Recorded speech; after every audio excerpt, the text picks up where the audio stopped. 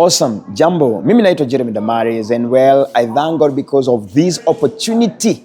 We are now in Ohio, Columbus, Ohio. Actually, we traveled overnight kutoka upande wa Washington State.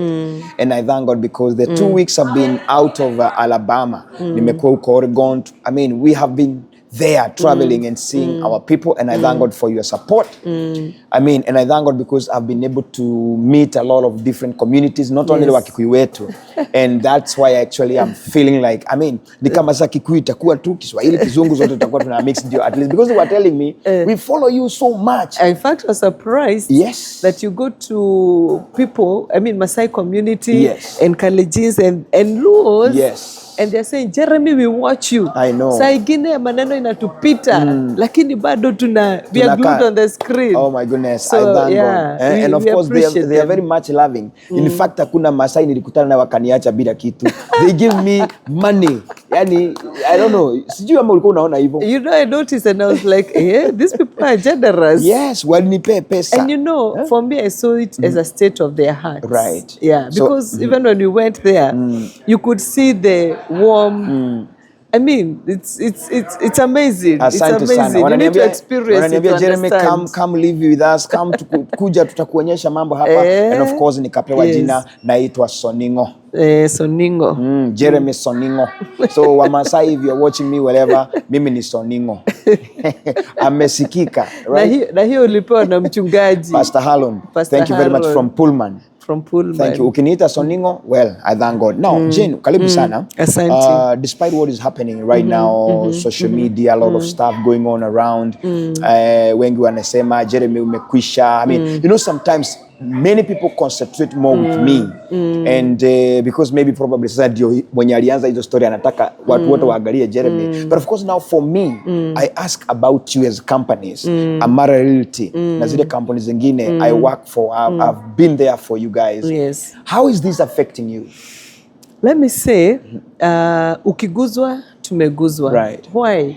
Because when people now check, it is we are the people who appear mainly. Yes. You know, the companies that you advertise for, and also the fact that people are insulting you. It is also rubbing on us. Right. Because when I go and I read and I see what people are saying, and truthfully speaking, because we have dealt with you for this now, going to 6 years from 2019, I'm asking, is this the Jeremy we know? You know, it doesn't add up. Yes. You know, because we have seen you in action, and if there is one person I know does something from the heart, come up. What I've realized is that if you want to do something, you do it, and you do it with your whole heart. Yes. If you're not doing it, you don't touch. Right. But if you decide you're going to do something, you do it with your whole heart. You have a heart that is different from many people. Amen. And I think people have seen that. People have, I mean, ni watu wengi sana. When you go and do something, you're building for somebody, you can see the comments. The time you went to Kabazi and you were building for the Kabazi family, a place where we thought it was impossible. Right. And I could read the comments of people saying, I mean, you're doing an amazing job. And you taught people how to love. Yes. Even those who are totally unlovable. You do things that ukiangalia na macho ya binadamu si rahisi. So when I look at the comments that people are making and saying about you, I'm like, you don't know. You have no idea. And you know, it's hard to tell somebody. And some of the people who are insulting, maybe they've never even interacted with you at any forum. Maybe they've never even followed you doing the projects that you've been doing for people. All they have seen is an article in the papers without knowing or trying to get to the bottom of it. They pick it from there. They've listened to people on mainstream media saying all sort and manner of things. And instead of asking themselves real questions. You know, there are things you see on face value, but don't you go a step forward and check this that has been said. How legit is it? How truthful is it? You know? Yes. I mean, it's rubbed off on us as well, because also when people say watu wa US wanakoniwa, we are here. I didn't come to call nobody. I've been in this industry since 2019. I'm out of reality since 2021. We've done an amazing job. And me, I'm comforted by the messages I get from the people I've interacted with, my clients. And they tell me, Jane, you're doing an amazing job. I get phone calls from people. They tell me, Jane, we are following you at the Oint Country Homes. Sometimes hata tunasema hatuta watch. Juu tukiwatch, tunasikia vibaya, we don't own something there. Yes. I mean, those are the people that keep us going. So when somebody tries to portray a different vibe, it's disheartening. Anyway, we thank God. We shall keep it up. I mean, tutasonga mbele. Now, let's come to this. Umeongea kuhusu your homes and I mean, unajua umeuza mashamba for quite some time. Now you started building. And I had someone saying, hizo ni picha za AI. Even for me being there when we were doing the groundbreaking back in June, following, I think I have been there after every maybe 2 months, if not 2 months. Yeah, every 2 months at least you come to see the progress. I give them an update, and even now I can tell them 9 months down the line, this is where Jane is. But somebody who lives here would go ahead and tell people, ni AI mnadanganywa. Ni AI mnadanganywa. I think for that person I can only say I pity them. And it's unfortunate because I have read that comment from somebody who is a blogger or a YouTuber. And it's unfortunate because there are people who follow her and they could be saying, mbona mnatuletea picha za AI, mbona mnakuja kutukon, you know. But I want to tell people, my journey with the Oint Country Homes, it began as a dream and an architectural drawing. From there, I asked myself, I have the architectural drawings, I have the floor plans. Now I need to start imagining how will the interior look like. And I sat down initially with the architect and we went placing the furniture. This is the way the furniture will be placed, because you can put a room and then you're not able to organize the furniture. So the rooms had to make sense. We needed to organize the furniture on the paper so that we see how they're going to come together. You go to the kitchen, you put the kitchen layout, you see how it's gonna look like. Is it going to be practical? You go to the bathrooms, how are they going to look like? And every single detail, I thought about it on paper. From there, the next question is, how do you bring this, whatever we have put, to life? So that when somebody looks at it, they don't see boxes, but they see real furniture, even if it's on paper. So you engage somebody who will do for you the renders. Now, once you have done that, the next question is, umeanza kujenga. So will your dream truly come to reality once you start executing it on the ground? And for me, the most amazing thing today is now when I go to the Oint Country Homes and I see what was on paper. Yes. Is now what is in the final product. In fact, our final product is actually coming out better than what we put on paper. And for me, I don't need what do I call it? People to, I just need my clients who really believed in me to tell me, Jane, that job is amazing. People who are potential clients to tell me, Jane, we keep, in fact, I'll tell you, all my clients, without fail, whenever we post a video, they go and sit and watch it like a movie. Not once, not twice. Yani wakitoka nyumbani, the first thing they do ni kuweka hizo nyumba. Awesome. Because they feel excited to see the progress that we are making. So when somebody says it's AI, I can only say... Thika, from Nairobi kwenda Thika is about 30 minutes. So you can actually drive from Blue Post to that place. It's actually 8 minutes or 10 minutes. You can ask for the PIN. Ask for the PIN. You can go even to the office. Tell them to take you there to the ground and go to the ground and see. And today, I'll tell you, I've been sent for a video by my project manager. They had a coordination meeting on site. And he went with the daughter. The daughter, I think, could be 3-4 years old, maybe. And you see that the way we go there and everybody becomes a Mr. and a Mrs. Wow. Today we had a little Miss Wow. Because everywhere she was like, wow, wow, this looks good. You know, Yeah. if even these homes are appealing to children, I mean, for me, that Anyway. is what I wanted to achieve. Thank you very much. Whoever want to invest will invest, and of course, watu wetu kutoka Pullman Spokane, we are hoping that you guys are taking this because imagine even if you don't buy them today, tomorrow utakuta zimeisha and the price will be different. I mean, you'll be saying, I wish nilichukua, I wish nilisikiza wakisema. But now let's come to the apartments because I've been to several apartments in Kenya, za China, zingine za watu wengine huko, and what I see is just a regular apartment yenye labda inakaa tu kama tu apartment, but of course the price is very high. Now I've seen you coming up with apartment kulingana na demand ya watu wale ambao ni wako hapa wanasema ndio baba yangu amenunua whatever. So what are you thinking about that? So now can you tell me a little bit about the apartment? Now, the apartments, as you have said, came as a result of demand from the younger generation primarily, who are saying they cannot invest in the villa, in the condo, but they would want something with us because they have seen the journey the parents have taken. So that's how we came up with the apartments. And also for those people who have homes and now all they're looking for is some extra income, passive income. So that also is a target market for them. But then I asked myself, I believe in doing good and doing quality. And having done the Oint Country homes, we've set the standard. We can only raise the bar. We can't lower the bar. Right. So when we came up with the apartments, I was very clear. I'm not going to do just apartments for the sake of doing apartments, but I'm going to do a product that is high-end. The price will not be that high-end, but the product itself will be high-end. Right. We are putting a rooftop swimming pool. We are putting a rooftop gym. And the way we have designed the apartment, it has a courtyard. And a courtyard is a place where we'll plant trees and people can just go and relax, read a book, and just, the quiet place that you just go and sit and relax.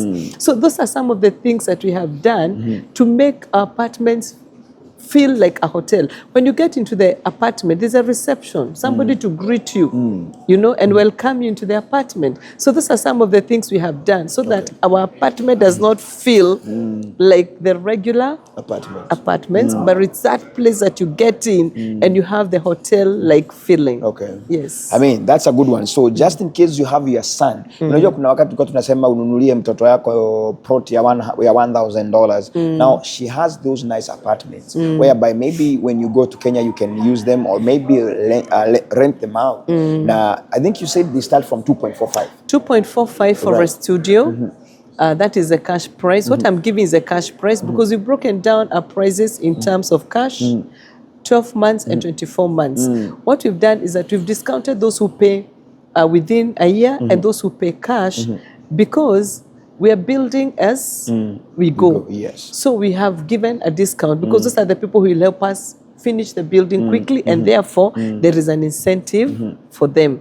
So what I'm going to give, I'll give the cash prices. For those who want to pay maybe in 12 months, in 24 months, it's okay. The prices are still there. So we have the studio, which is going for 2.45. We have the mini one bed going for 2.7. We have the premium one bedroom going for 4.4. We have the 2-bedroom going for 6.4. And we have the 3-bedroom, which is actually, I think, sold out, going for 8.8. Awesome. I mean, and all of them cumulatively, I think we've done close to 80%. And of course, they ask, is the apartments go up? Oh, sorry. They are on a place called Yukitisuru, Mwemuto, the side of Mwemuto, from Westland, Sarit. Most people know Sarit Center. From Sarit Center, it's only 10 minutes. And even if you use Wayakiwe to ABC Place, the bypass, the Red Hill bypass, to where we are, it's another 10 minutes. Right. And what we say about this place is that it's so central, one, to Westlands, 10 minutes, to village markets, maybe roughly the same amount of time, to the junction, maybe an extra 5 minutes or 15 minutes, to the CBD, 15 minutes. So it is so central, yet very quiet, very serene, and very accessible. And I was saying, right now, when we look at the places where we have a lot of apartments, that is a place like Kilimani, it's become very congested. For somebody leaving town to go to Kilimani, Yes. in the evening, another one leaving town to go even to the Oint Country Homes in Thika, the Oint Country Homes at Thika, aoge, atengeneze chai, aende pale kwa terrace, Right. agoje sunset. Huyu mwingine hajafika. So, and I've had somebody who called me actually from Seattle and told me that he wants an apartment there because he has one in Kilimani, but he wants to move to go to a place that is more quiet and also a place that will enable him to go to the places of his interest with ease. Yeah. Yeah, so if you're looking for a place that is accessible, a place that you not take forever on the road, a place that is serene and beautiful, this is a place to be. Awesome. Thank you very much, guys. We Yeah. are here in Ohio, Columbus, and of course, sijui sana sana area hizi za Columbus, but I know there are different cities here. Well, if you want to see Jane in person, umesema Yes. utakuwa hapa mpaka lini? Nitakuwa hapa mpaka Wednesday. Okay. Because from there I'll go to Kansas City, and then from Kansas I'll go to Dallas, and then I'll go to LA. Exactly. So if you live in Columbus, my good friend chairman wa kule kwetu the Oint Country Homes, Oint. I know your sister na watu wenu wako hapa Ohio. Yes. Waambie wa organize dinner ya Jane either tomorrow or next day or the other day before she Yes. leaves. Yes. Na wamuletee watu wa kuinvest. Please tafadhali, I leave that to you bwana chairman. Unajua venye ninasema. Anybody else who lives here, you have never seen Jane, you want to say hi, Yes. she's actually here. Mimi nitamuacha hapa. And if you want to ask questions, Yes. because there are people with a lot of questions, Yes. I am here. Tumesema, we didn't come to, we came in the open, we are in the open, we came to interact with you, we came so that you may ask the hard questions, the soft questions, and just get to know us. So that's why we are here. It's an opportunity. Come and talk to us. And of course, before we wind up, well, I just want to remind you, when I came to the US, nilikuta hii narrative ya kusema watu wanaimbiwa, watu wananyaganywa, watu wamemaliziwa, mpaka watu wamenyaganywa na their own brothers and sisters. Now, what we are trying to do is kukuondolea hiyo hustle ya mtu ambaye ni wenu kukuharibia nyumba. And I remember kuna siku tulienda Kenya na nikaita Madam Jane for a lady ambaye alikuwa amejenga nyumba, amejengewa na brother yake. But when we went there, it's like she had to use another 2 million. Tulibomoa ile roof ilikuwa pale kwa ilikuwa imewekwa vibaya sana.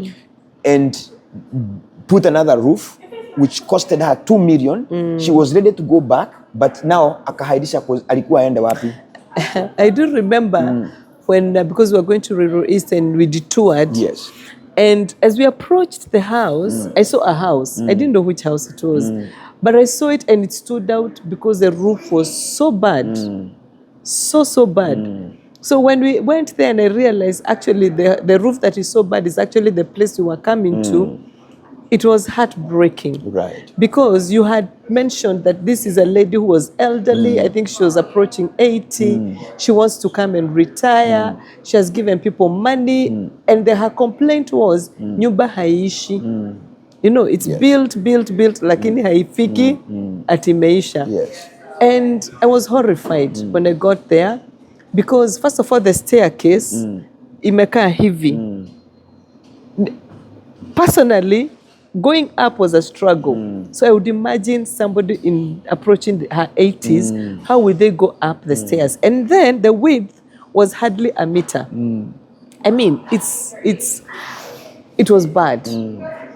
And when you go to, when I saw the master bedroom, my first question was, what kind of a bed will you put here? Either you put a 4x4 so that at least upate room ya kutembea. But what was most annoying is that land is 1 whole acre. Unajua mtu anaweza sema amesqueeze juu hakuna nafasi. But the whole land was an acre. Then the house is so squeezed and so disorganized. And the reason is because when you tell somebody build me a home, watu walijenga wapi? Hakuna. So they call a fundi locally, mwenye atawambia hapa ndio tutaweka kitchen, hapa tutaweka table room, hapa ndio choo ya wageni, you know, just, you know, putting things haphazardly. They don't have an architect, they don't have an engineer, they don't have an MEP, they don't have a quantity surveyor. All these people, we normally say cheap is expensive. We try to cut corners, eliminate this group. This is a group that will make your home. Because once you eliminate these people, you've done a drawing. Right. First of all, it's not coordinated. That's where the architects come to coordinate that house. Then the structural engineer comes to say, here is where we'll put the columns. This is a load. This is a kind of columns we need for this kind of load bearing. Then the quantity surveyor comes and says, you require these materials for you to be able to build, and this is a cost. Right. So be ready, this house is going to cost you 10 million. So that kama ulikuwa na budget ya 5, ujiulize, what next? Do I cut down my house or do I work a little bit more? And then you have the electrical and mechanical engineer who comes and says, this is where we are going to lay down the pipes. This is where we are going to do the electrical conduits. This is, organizes all the services within the house. So that when you get in, you don't have water blockages, you don't have electric switches that are not coordinated. There is a lot that goes into building. Right. Once you cut corners, you will get a house, a structure, but which you will not enjoy living in it. Anyway, you have heard for yourself. So if you want a good home, just talk to Jane. And of course, you will never regret. For me, Jeremy Damaris, I'll always tell you the truth. Nothing else but the truth. And I'll always stand with my words. That nikikwambia ni pazuri, just know it is good. Otherwise, siku moja utakuja kunikumbuka. Ukikumbuka na ukifika mahali uone hapa Jeremy alituambia, now this is the value of the place, you will remember me. Otherwise, thank you, God bless you. Naitwa Jeremy Damaris from hapa upande wa Columbus, Ohio. Thank you.